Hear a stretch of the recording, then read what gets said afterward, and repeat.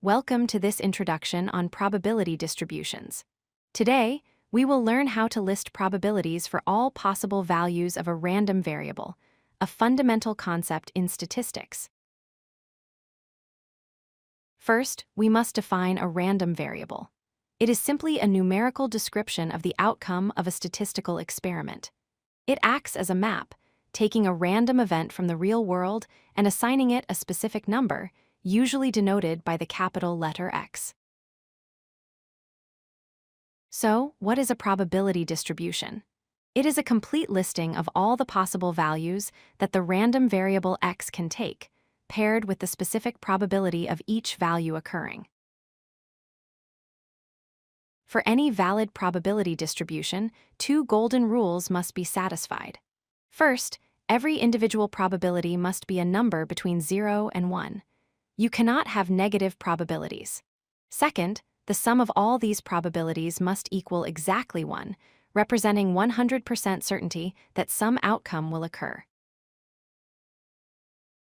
Let us make this concrete with an example. Imagine we toss a fair coin 3 times.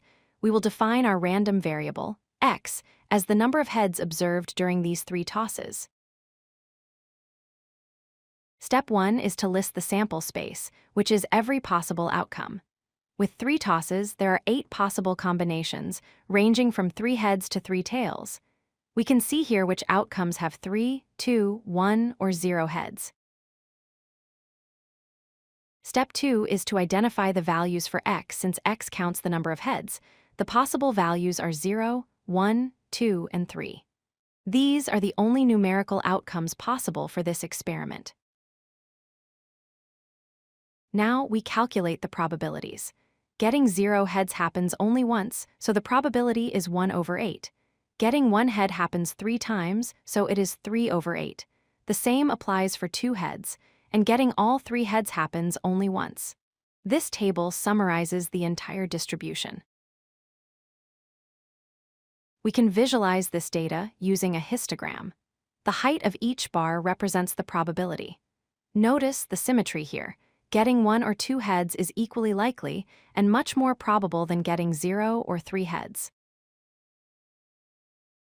Finally, let us check our work against the rules. If we add up 1/8, 3/8, 3/8, and 1/8, we get 8/8, which equals exactly 1. Our distribution is valid. To summarize, a random variable maps outcomes to numbers.